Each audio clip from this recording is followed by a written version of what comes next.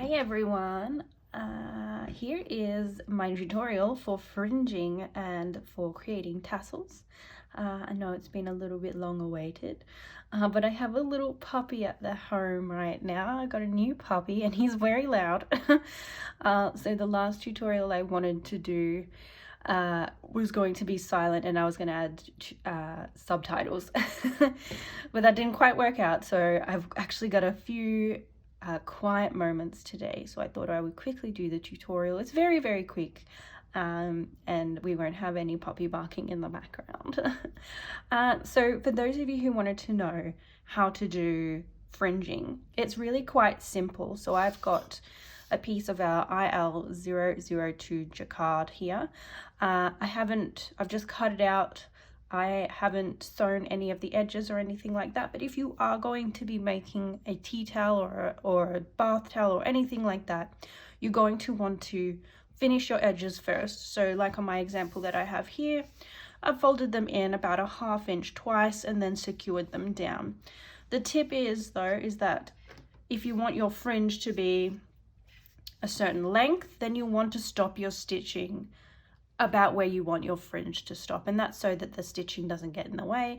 It leaves everything nice and free for you to be able to pull threads.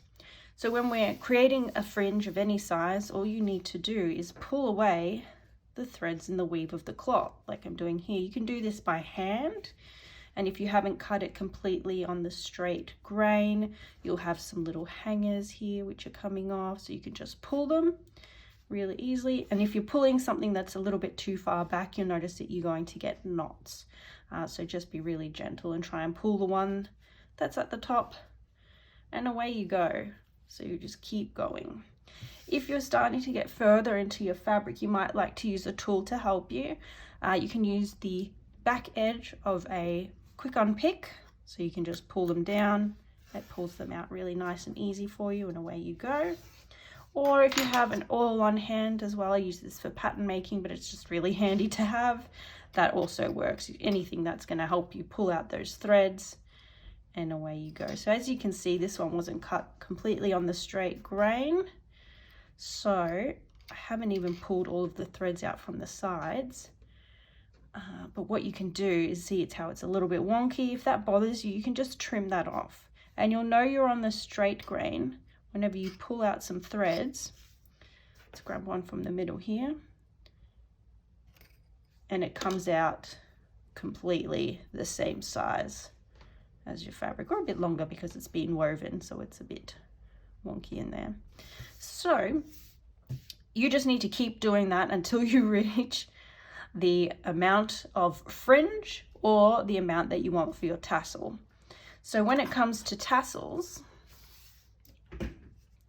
you'll want, say if you want something just like mine here, you'll want to make them almost 1 inch longer than your desired tassel length, because they're going to shrink up when you put in your knot. So this one that I did, I stopped sewing my hem here about 3.5 inches ish from the bottom of my fabric, and then I kept pulling all those threads out. I had so many threads, but it was really nice and meditative if you enjoy that. If you don't, then you might find this process really tedious. If you're finding it tedious but you really still want a fringe, you can go and purchase fringes and trims similar to this at different sewing stores. They're most likely not going to be made of linen. They might be cotton ones, but of course the majority are going to be like a polyester or something like that. Just beware if you wanted to wash it, make sure that's a nice washable trim and it'll come out nicely. Otherwise, if you want something that matches your fabric perfectly, then you'll want to do it this way. So now that we have pulled out all of our threads, and I've pulled out a couple that I've done before, we have to tie them in a knot essentially to make them into our nice tassel. So the thickness is completely up to you. You can go by feel for how much fabric you pick up, and you can sort of see if that's the amount that you'd like, or you can go by how many threads that if you want to count them out, or just by how far away. I kind of went for about a 1/2 inch, but you can see here I tried some thinner ones just to see how they would look. And then I tried some thicker ones on the ends here as well. This one's a big chunky guy. Yeah, so the only thing to note though is that when you have these end bits here, because they're folded over a few times, it's going to be a bit thicker. So whatever you grab from the ends here is going to be thicker than what you grab from the middle. So I like to do 2 in this small section here because they're going to be about as thick as what I do in the body of the fabric. So let's start tasseling, if that's the word that we're going to use today. I guess it is. So what I like to do is set aside how much that I'd like, and you're going to tie it into a knot, but you'll know that coming into this, it's going to be a bit tricky to get all of this through here really nicely, and then you'll be constantly picking out bits of thread for days.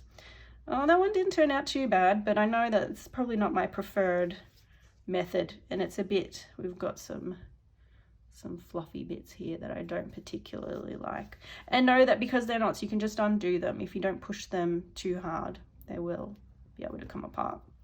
So you can come up with a technique that works for you, but the technique that works for me is to use a crochet hook. So I have this one here, make sure that you can see it really nicely. So it's a 4mm crochet hook, and in the US I have another one here. It says it's a US G6. Now I'm not sure if they use the 6 anymore, but I do know that the US crochet hook size are usually a letter. So this one is a G. I'm not sure what the 6 is. Maybe I'm wrong. It's been a while. Okay, so with the crochet hook, it makes it a lot easier.